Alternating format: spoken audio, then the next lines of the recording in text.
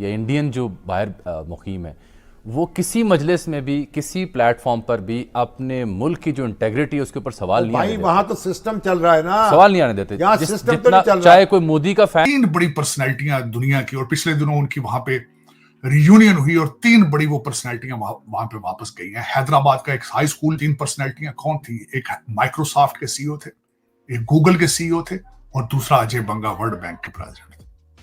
तीन भारतीय हैदराबाद के एक हाई स्कूल से पढ़ के दुनिया को चला रहे हैं।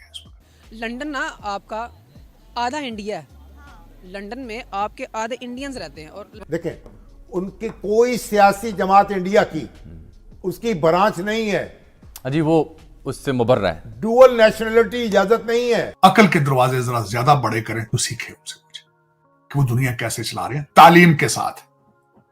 जो आपकी नफरत है तालीम के साथ, आपकी नफरत है साइंस के साथ, ये आपको डिबो देगी। होता ही है कि यहाँ से जो डंकी मार के जाते हैं ना इटली, तो वो बहुत ज़्यादा तादाद में पाकिस्तानियों की होती है, तो इसलिए पाकिस्तानियों का जो करैक्टर है ना उधर मतलब ठीक समझा नहीं जाता, तो उनको उसी लिहाज से ट्रीट भी किया जाता है। बरतानिया हो, चाहे फ्रांस हो, चाहे जर्मनी हो, चाहे अमेरिका, कनाडा, कहीं पे भी हो, पाकिस्तानियों को बड़ी गंदी नजर से देखा जाता है। फॉरेन पॉलिसी मैगजीन ने, हमारे दोस्त ही हैं, उन्होंने रिव्यू किया कि 4 बड़े इवेंट्स कौन से हैं, तो उन्होंने कहा साउथ एशिया के हवाले से जो सबसे बड़ा इवेंट यही है कि भारत चांद पे गया है। अब अक्सर आपने सुना होगा लोग वहाँ पे जाके मांगते भी हैं, भीख मांगते हैं। पाकिस्तानी स्टूडेंट्स यहाँ कह लो, पाकिस्तानी लड़के वहाँ पे जाके मांगते भी हैं, ये भी न्यूज़ हैं।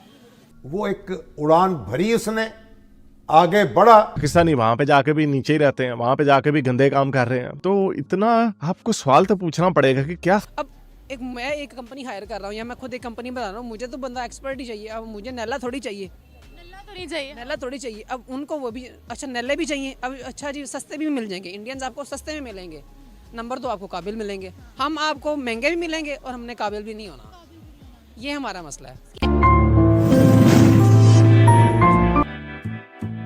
फॉरेन पॉलिसी मैगजीन ने, हमारे दोस्त ही हैं, उन्होंने रिव्यू किया कि 4 बड़े इवेंट्स कौन से हैं, तो उन्होंने कहा साउथ एशिया के हवाले से जो सबसे बड़ा इवेंट यही है कि भारत चांद पे गया है।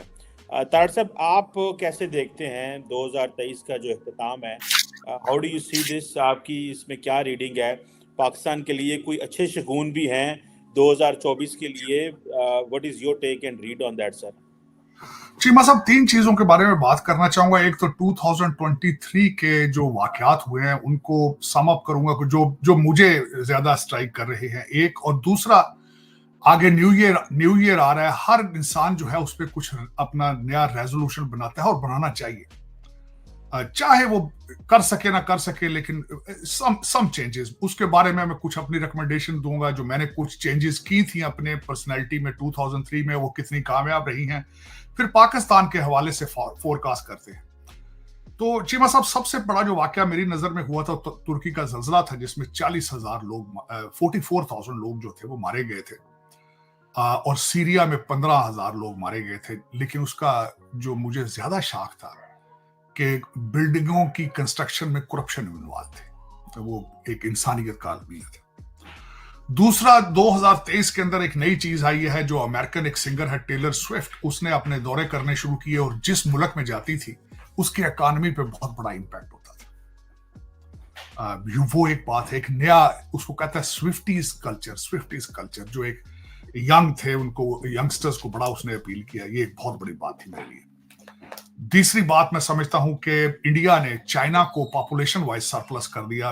1.42 उनकी पॉपुलेशन थी बिलियन, चाइना की इस वक्त 1.41 है। तो उसने अप्रैल 2023 में India became the largest country. और दूसरा, उसमें सबसे बड़ी बात यह है कि चाइना हमेशा अपनी पॉपुलेशन को बोझ समझता रहा है। उन्होंने 1 चाइल्ड पॉलिसी वहां रखी, बाद में उन्होंने थोड़ी सी रिलैक्सेशन की, लेकिन इस वक्त जो है भारत की तरक्की का सीक्रेट उनकी मिडिल क्लास। और दूसरा, जो मोदी साहब ने उनको एक नेशनलिज्म दिया है, हिंदुत्व का आइडिया कि you have to get united, तो उन्होंने जो भारत में पहली दफा एक काम किया है कि हिंदुओं को यूनाइटेड कर दिया है। उनकी तरक्की का सीक्रेट है middle class, educated middle class. Bharat की इज रूलिंग द वर्ल्ड। मैं इसमें कोई एग्जैजुरेट नहीं करूंगा, बल्कि कल शाम मैं किसी पार्टी में बैठा था, तो एक हैदराबाद का एक पब्लिक स्कूल है जहां से 3 बड़ी पर्सनैलिटियां दुनिया की, और पिछले दिनों उनकी वहां पे रियूनियन हुई और 3 बड़ी वो पर्सनैलिटियां वहां पे वापस गई हैं। हैदराबाद का एक हाई स्कूल जो कि निजाम हैदराबाद ने बनाया था, वो 3 पर्सनैलिटियां कौन थी? एक माइक्रोसॉफ्ट के सीईओ थे, एक गूगल के सीईओ थे, और दूसरा अजय बंगा वर्ल्ड बैंक के प्रेसिडेंट थे। 3 भारतीय हैदराबाद के एक हाई स्कूल से पढ़ के दुनिया को चला रहे हैं, दुनिया को चला रहे हैं। अगर मेरे जो लौंडे लपाड़े हैं, अगर नफरतों के दरवाजे थोड़े छोटे करें, अकल के दरवाजे जरा ज्यादा बड़े करें, तो सीखे उनसे कुछ कि वो दुनिया कैसे चला रहे हैं तालीम के साथ। जो आपकी नफरत है तालीम के साथ, आपकी नफरत है साइंस के साथ, ये आपको डिबो देगी। और ये मैं बताना चाहूंगा, खासकर आज थोड़ा सा अगर मैं एग्जैजुरेट ना करूं चीजें, कुछ कहूंगा। सबसे पहले आपने साइंस को डिनाई किया जब जर्मनी में 16वीं सदी में प्रेस आई, तो तुर्की के जो मौलाना थे उन्होंने कहा था कि प्रेस पहले हाथ से लिखा जाता था कुरान पाक। उन्होंने कहा कि ये प्रेस के ऊपर कुरान लिखा जाएगा, नाउज बिल्लाह, इसको हाथ नहीं लगाना, ये कुफ्र है, ये कुफ्र है। उसके बाद आपने इस तरह अपनी अकलों पे ताले लगाए हैं। मैं समझता हूं अब्बासियत पीरियड हारून रशीद का था जब बगदाद को उसको कहा जाता था मदीनातुल हिकमत, मदीनातुल हुकमत। मैं उनके बारे में बड़ी रिसर्च आज करता रहता हूं। उनके ट्रांसलेशन का एक डिपार्टमेंट था जो उसका हेड था, ही वाज क्रिश्चियन। और जिस तरीके से वहां पे किताबें ट्रांसलेट की जाती थी, जिस तरीके से पेपर छापा जाता था, हारून रशीद के पीरियड के बाद से लेकर चीमा साहब आपने अकलों पे ताले लगा दिए। आज भी ऑक्सफोर्ड कैम्ब्रिज की तालीमें, उनकी किताबें अकॉर्डिंग टू अल्लामा इकबाल मर्दे मोमन पे बेअसर है। आपके ये जो आते हैं सीएसएस अफसरान, जो जूनियर ब्रिटिश एजेंट हैं, यहां से कुछ भी नहीं लेके जाते। बंद अकल के ताले लेकर आते हैं, बंद अकल के ताले लेकर वापस चले जाते हैं।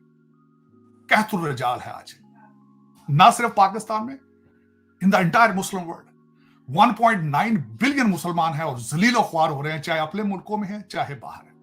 खुदा का एक अजाब नाजिल है क्योंकि आपने तालीम से मुंह फेर लिया।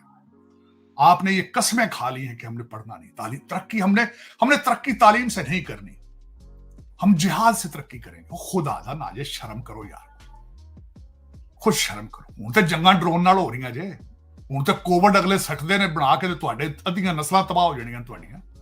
ਤੁਸੀਂ ਲੱਗੇ ਉਰਦੂ ਚ ਟਵੀਟਾਂ ਕਰਨ ਦੇ, ਖੇਡਾਂ ਕਰਨ ਲੱਗੇ ਹੋ। कुछ अकल दे हाथ को अकल खोलो, अपनी इंग्लिश पढ़ो, कुछ साइंस मैथ दे वाले पासे चलो। वजह सबसे पहले तो हमारे खुद की हरकतें हैं, हमारा खुद के काम। अब पाकिस्तानी जो पासपोर्ट है वो ऑलरेडी 103 नंबर पे है। अगर आपने थोड़ा बहुत स्टडी करें तो पाकिस्तानी पासपोर्ट की कोई वैल्यू नहीं है। लोग जो हैं इधर जाते हैं, डंकियाँ लगा के जाते हैं, हमारी कोई क्रेडिबिलिटी नहीं है। जब आपकी क्रेडिबिलिटी, आप पाकिस्तान में भी अपनी क्रेडिबिलिटी उस लेवल पे नहीं है, आपका काम में 2 नंबर ही है। वहाँ पे भी आप जब जॉब अगर लेट्स सपोज करते हैं तो वो आपको जॉब क्या करेंगे, ये आप कोई ना कोई नीच लेवल की जॉब देंगे, वो बड़ी मुश्किल से।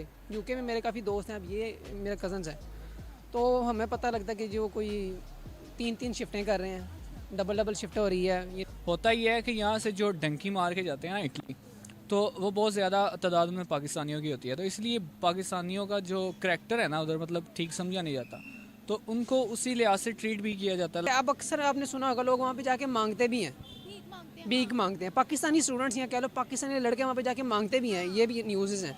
तो फिर हमारा क्या इज्जत रहेगी? और हमारे फिर पासपोर्ट अब आप 103 नंबर पे है, जैसे आपको मैंने बताया। तो इन्हीं हरकतों की वजह से हम जो 103 नंबर पे हैं वो भी नीचे जाएंगे। अच्छा, इंडियन देखें कोई भी फील्ड में आते हैं ना इंडियन, अब मैं थोड़ा बहुत आईटी की फील्ड को जानता हूँ, इंडियन किसी भी फील्ड के बारे में ना बहुत डीप सर्च करते हैं। आप यूट्यूब पे भी सर्च करें ना किसी भी आईटी फील्ड वाले काम को, तो आपको इंडियन ज़्यादा नज़र आएंगे। इंडियन पहले बात ये है कि वो किसी भी काम को मुकम्मल तौर पर ग्रिप रखते हैं। अब जय हिंद दोस्तों, जैसा आपने वीडियो में देखा कि पूरे विश्व भर की सबसे ज्यादातर बड़ी कंपनियों में सीईओ इंडियन है। इसी की ताजा मिसाल है कि पाकिस्तानी मीडिया यह कह रहा है कि पूरे विश्व भर को सिर्फ 3 इंडियन चला रहे हैं, क्योंकि विश्व की 3 बड़ी कंपनियों के सीईओ इंडियन है और वो पूरे विश्व भर में इंडिया का प्रचार कर रहे हैं, जिस वजह से पूरा विश्व इस समय इंडिया के टैलेंट लोगों को हायर करना चाहता है और वही पाकिस्तानियों को अपने यहाँ से भगा रहे हैं और बायकॉट पाकिस्तानियों का ट्रेंड चला रहे हैं। क्योंकि इंडिया के लोग टैलेंटेड ज्यादा होते हैं, इसलिए पूरे विश्व भर में इनकी की मांग ज्यादा रहती है और इंडिया के लोग मेहनती भी रहते हैं और इंडिया के लोग कभी भी 2 नंबरी का काम नहीं करते। लेकिन वही दूसरी तरफ जब हमारे पाकिस्तानी कहीं पढ़ने या कुछ काम करने जाते हैं तो वहाँ पे 2 नंबरी करते हैं। यहाँ तक कि तो कुछ पाकिस्तानी पढ़ने के लिए पाकिस्तान से बाहर जाते हैं और वहाँ जाकर के वो भीख मांगने लगते हैं। यही कारण है कि पाकिस्तानियों को कोई भी देश इज्जत नहीं देता और पाकिस्तानियों के साथ पूरे विश्व भर में ज्यादातर देश तो कुत्ते की तरह व्यवहार करते हैं और कुत्ते की तरह इनको धुतकारते भी हैं और इनसे काम भी कुत्ते की तरह ही लेते हैं। वहीं दूसरी तरफ इंडियन टैलेंट जब बाहर जाता है तो उसको काफी इज्जत मिलती है और उसको काफी ज्यादा सम्मान दिया जाता है, क्योंकि इंडियन टैलेंट जब भी विदेश में जाता है तो वो काफी तगड़ा काम करता है, जिस वजह से पूरे विश्व भर से भारत के टैलेंटेड की मांग की जाती है। वहीं दूसरी तरफ पाकिस्तानियों को अपने यहाँ से लोग भगा रहे हैं दिन प्रतिदिन, क्योंकि पाकिस्तानी लोग ज्यादातर 2 नंबरी का काम करते हैं और अपने देश की इज्जत तो उछालते हैं, साथ ही साथ अपना भी काम खराब करते हैं। आपको यह वीडियो कैसा लगा कमेंट में जरूर बताओ। ऐसे ही मजेदार वीडियो देखने के लिए हमारे चैनल को सब्सक्राइब करना ना भूलें। जय हिंद, जय भारत।